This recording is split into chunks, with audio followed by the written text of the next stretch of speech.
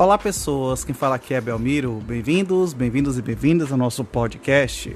Esse podcast da Estúdio Sala de Aula, gravado com o aplicativo Anchor, Anchor.fm.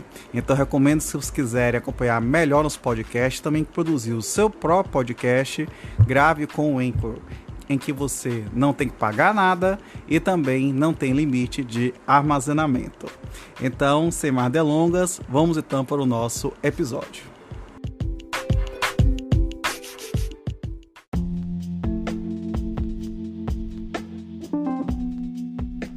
Capítulo 2 do exame de corpo de delito, da cadeia de custódia e das perícias em geral. Artigo 158. Quando a infração penal deixar vestígios, será indispensável o exame de corpo de delito, direto ou indireto, não podendo supri-lo a confissão do acusado. Parágrafo único. Dá-se-á prioridade à realização do exame de corpo de delito quando se tratar de crime que envolva: inciso 1. Violência doméstica e familiar contra a mulher. Inciso 2. Violência contra a criança, adolescente, idoso ou pessoa com deficiência.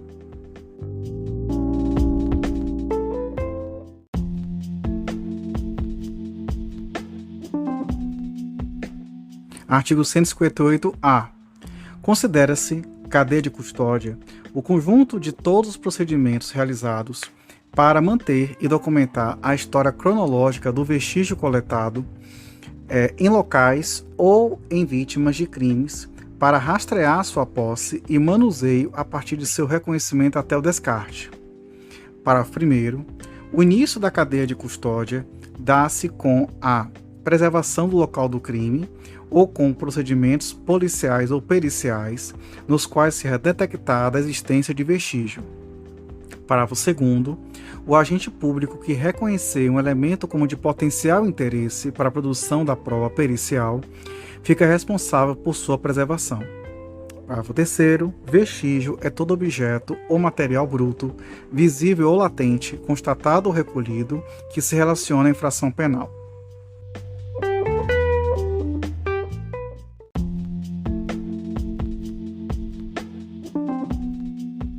Artigo 158-B. A cadeia de custódia compreende o rastreamento do vestígio nas seguintes etapas. Inciso 1. Reconhecimento.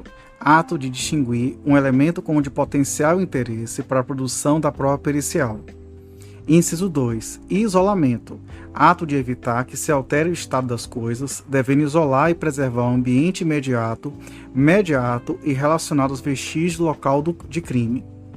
Inciso 3. Fixação. Descrição detalhada do vestígio conforme se encontra no local de crime ou no corpo de delito, e a sua posição na área de exames, podendo ser ilustrada por fotografias, filmagens ou croquis, sendo indispensável a sua descrição no laudo pericial, produzido pelo perito responsável pelo atendimento. Inciso 4. Coleta. Ato de recolher o vestígio que será submetido à análise pericial, respeitando suas características e natureza. Inciso 5. Acondicionamento. Procedimento por meio do qual cada vestígio é coletado e embalado de forma individualizada, de acordo com as suas características físicas, químicas e biológicas, para a posterior análise com anotação da data, hora e nome de quem realizou a coleta e o acondicionamento. Inciso 6. Transporte. Ato de transferir o vestígio de um local para o outro, utilizando as condições adequadas, embalagens, veículos, temperatura, dentre outras, de modo a garantir a manutenção de suas características originais, bem como o controle de sua posse. Inciso 7. Recebimento. Ato formal de transferência da posse do vestígio, que deve ser documentado com, no mínimo, informações referentes ao número de procedimento e unidade de polícia judiciária relacionada, local de origem, nome de quem transportou o vestígio, código de rastreamento, natureza do exame, tipo de vestígio, protocolo, assinatura e identificação de quem o recebeu. Inciso 8. Processamento. Exame pericial em si, manipulação do vestígio de acordo com a metodologia adequada às suas características biológicas, físicas e químicas, a fim de se obter o resultado desejado, que deverá ser formalizado em laudo produzido por perito. Inciso 9. Armazenamento. procedimento referente à guarda, em condições adequadas, do material a ser processado, guardado para a realização de contraperícia, descartado ou transportado, com vinculação ao número de laudo do laudo correspondente. Inciso 10. Descarte, procedimento referente à liberação do vestígio, respeitando a legislação vigente e, quando pertinente, mediante autorização judicial.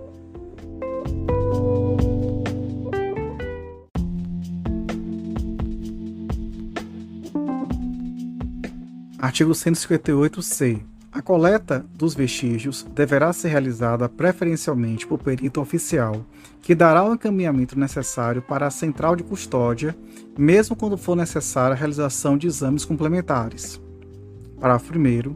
Todos os vestígios coletados no decurso do inquérito ou no processo devem ser tratados como descritos nesta lei, ficando o órgão central da perícia oficial de natureza criminal responsável por detalhar a forma do seu cumprimento. Parágrafo 2º. É proibida a entrada em locais isolados, bem como a remoção de quaisquer vestígios de locais de crime antes da liberação por parte do perito responsável, sendo tipificada como fraude processual sua realização.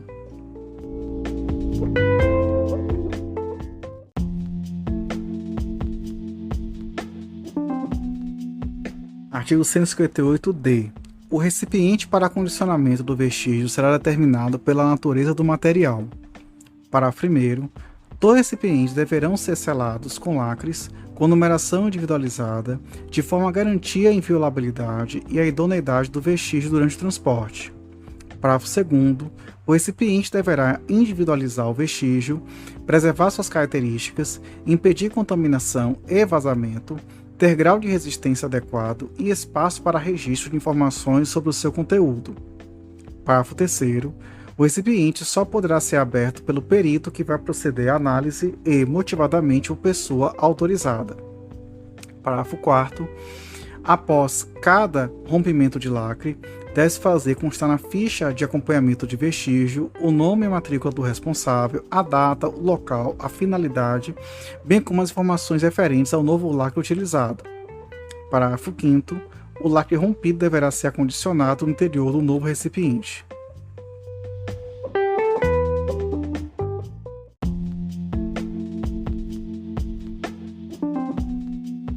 Artigo 158-E. Todos os institutos de criminalística deverão ter uma central de custódia destinada à guarda e controle dos vestígios, e sua gestão deve ser vinculada diretamente ao órgão central de perícia oficial de natureza criminal. Parágrafo 1º. Toda central de custódia deve possuir o serviço de protocolo, com local para conferência, recepção, devolução de materiais e documentos, possibilitando a seleção, a classificação e a distribuição de materiais, devendo ser um espaço seguro e apresentar condições ambientais que não interfiram nas características do vestígio. Parágrafo 2º. Na central de custódia, a entrada e a saída de vestígios deverão ser protocoladas, consignando-se a informações sobre a ocorrência no inquérito que a ele se relacionam. Parágrafo 3º.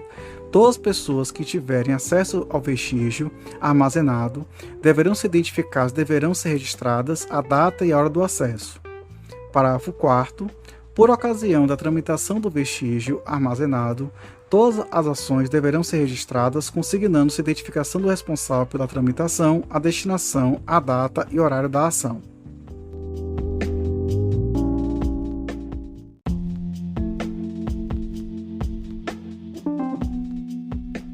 Artigo 158-F. Após a realização da perícia, o material deverá ser devolvido à central de custódia, devendo nela permanecer. Parágrafo único. Caso a central de custódia não possua espaço ou condições de armazenar determinado material, deverá a autoridade policial ou judiciária determinar as condições de depósito do referido material em local diverso, mediante requerimento do diretor do órgão central de perícia oficial de natureza criminal.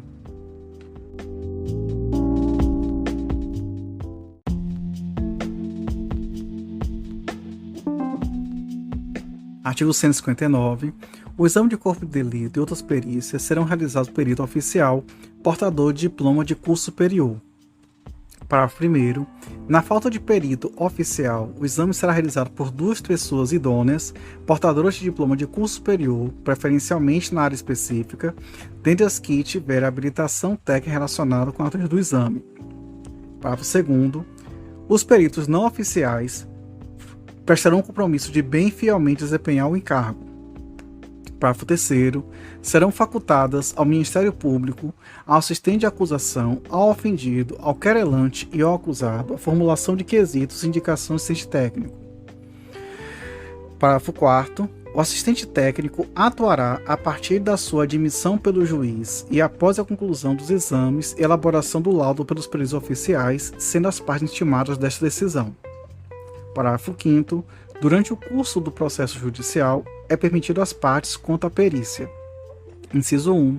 Requerer a oitiva dos peritos para esclarecer a prova ou para responderem a quesitos, desde que o mandado de intimação e os quesitos ou questões a serem esclarecidas sejam encaminhados com antecedência mínima de 10 dias, podendo apresentar as respostas em laudo complementar.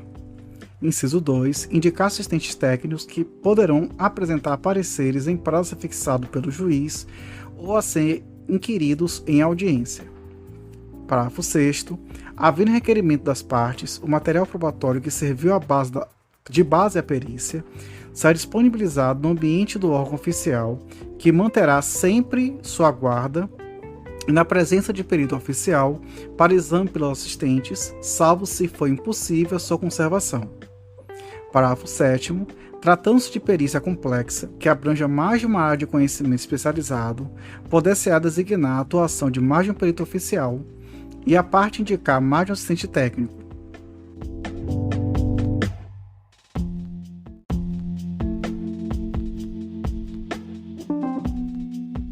Artigo 160. Os peritos elaborarão o laudo pericial, onde descreverão minuciosamente o que examinarem e responderão aos quesitos formulados.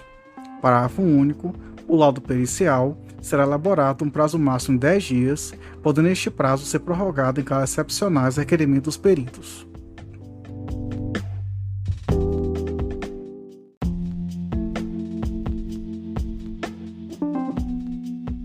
Artigo 161. O exame de corpo de delito poderá ser feito em qualquer dia e a qualquer hora.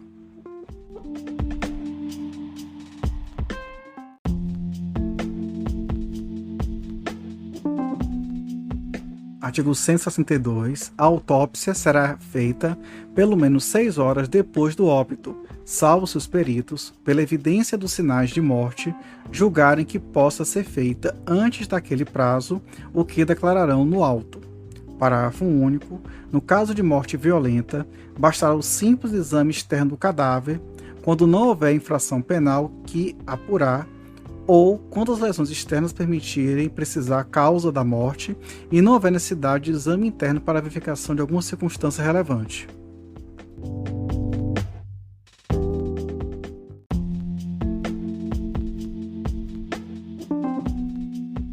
Artigo 163. Em caso de exumação para exame cadavérico, a autoridade providenciará para que, em dia e hora previamente marcado, se realize a diligência, da qual se lavrará auto circunstanciado. Parágrafo único. O administrador de cemitério público ou particular indicará o lugar da sepultura sob pena de desobediência. No caso de recusa ou de falta de quem indique a sepultura, ou de encontrar-se o cadáver em lugar não destinado a inumações, a autoridade procederá às pesquisas necessárias, o que tudo constará do auto.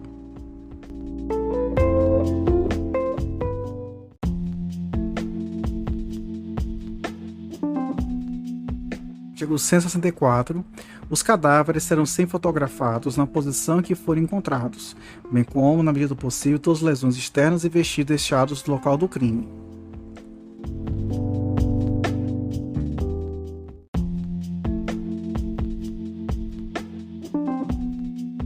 Artigo 165.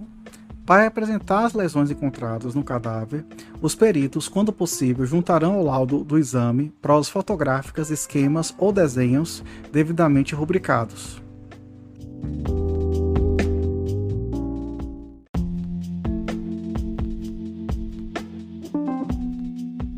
Artigo 166.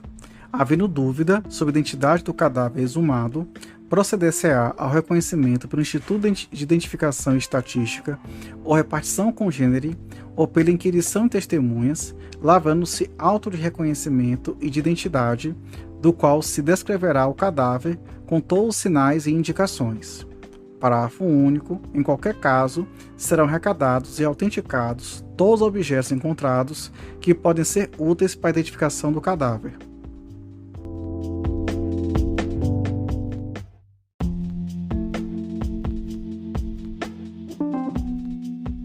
Artigo 167. Não sendo possível o exame de corpo de delito, por haverem desaparecido os vestígios, a prova testemunhal poderá suprir-lhe a falta.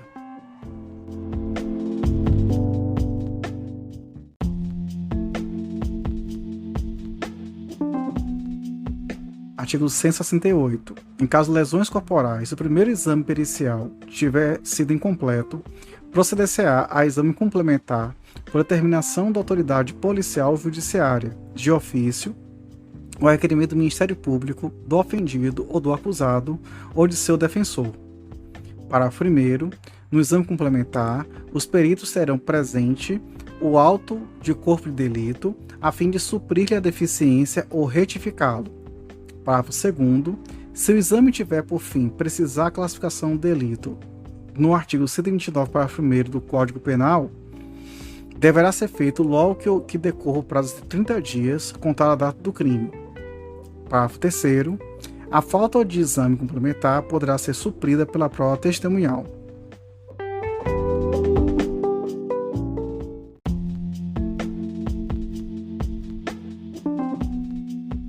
Artigo 169.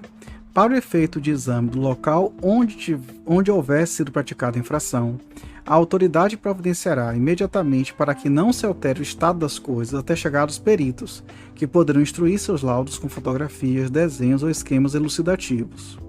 Parágrafo único. Os peritos registrarão, no laudo, as alterações do estado das coisas e discutirão, no relatório, as consequências dessas alterações na dinâmica dos fatos.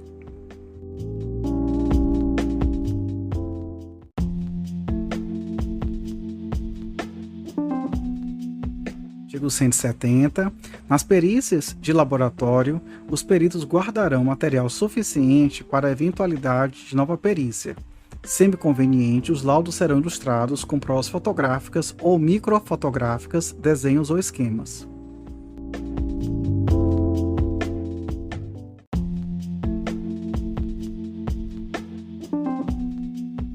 Artigo 171. Nos crimes cometidos com destruição ou rompimento de obstáculo, a subtração da coisa ou por meio da escalada, os peritos, além de descrever os vestígios, indicarão com que instrumentos, por que meios e em que época presumem ter sido o fato praticado.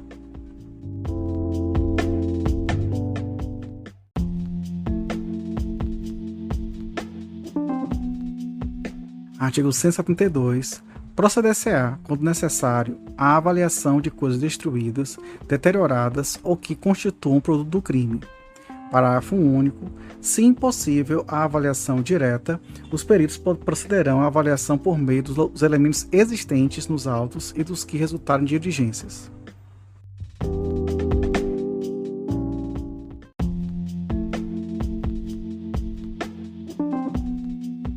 Artigo 173. No caso de incêndio, os peritos verificarão a causa e o lugar em que houver começado, o período que dele tiver resultado para a vida ou para o patrimônio alheio, a extensão do dano e o seu valor, e as demais circunstâncias que interessarem a elucidação do fato.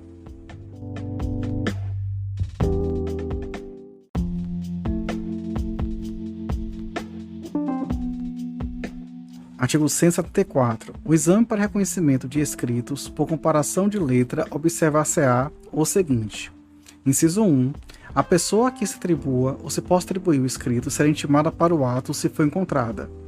Inciso 2. Para a comparação, poderão servir quaisquer documentos que a dita pessoa reconhecer ou já tiver sido judicialmente reconhecidos como de seu punho ou sobre sua autenticidade não houver dúvida. Inciso 3. A autoridade, quando necessário, requisitará para o exame os documentos que existirem em arquivos ou estabelecimentos públicos ou neste realizará a diligência se daí não puderem ser retirados.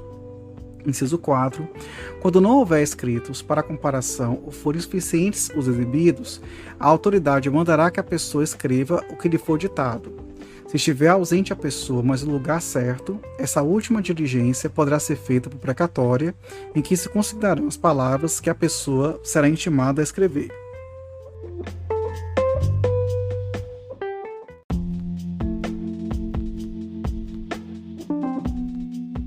Artigo 175.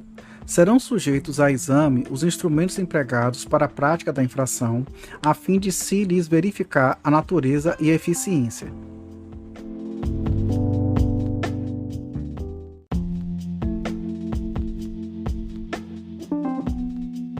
Artigo 176. A autoridade e as partes poderão formular quesitos até o ato da diligência.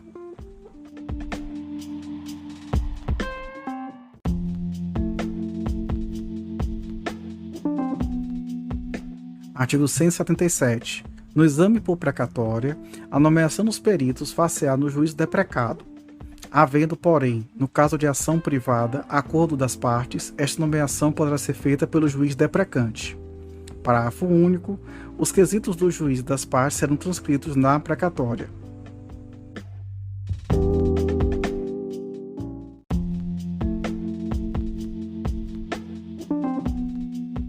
Artigo 178.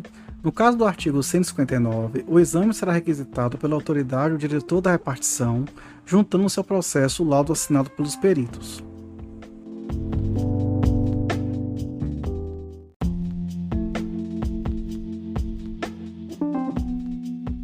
Artigo 179.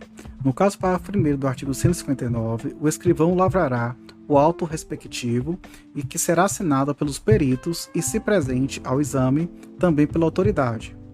Parágrafo único. No caso do artigo 160, parágrafo único, o laudo que poderá ser datilografado será subscrito e rubricado em todas as folhas por todos os peritos.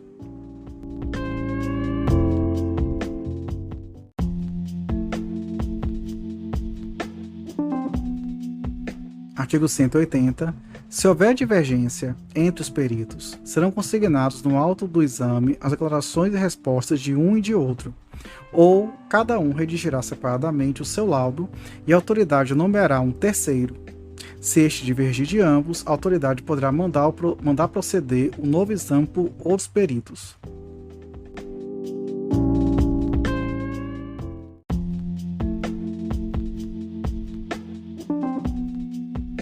Artigo 181. No caso de não observância de formalidades ou no caso de omissões, obscuridades ou contradições, a autoridade judiciária mandará suprir a formalidade, complementar ou esclarecer o laudo. Parágrafo único. A autoridade poderá também ordenar que se proceda a novo exame por outros peritos se julgar conveniente.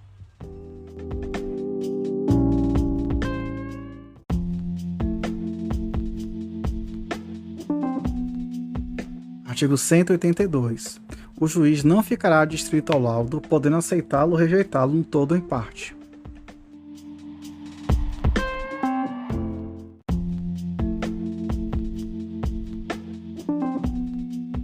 Artigo 183. Nos crimes em que não couber ação pública, observar-se-á o disposto no artigo 19.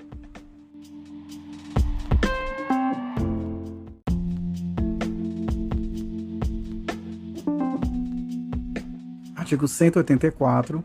Salvo o caso de exame de corpo de delito, o juiz ou autoridade policial negará a perícia requerida pelas partes, quando não for necessário o esclarecimento da verdade.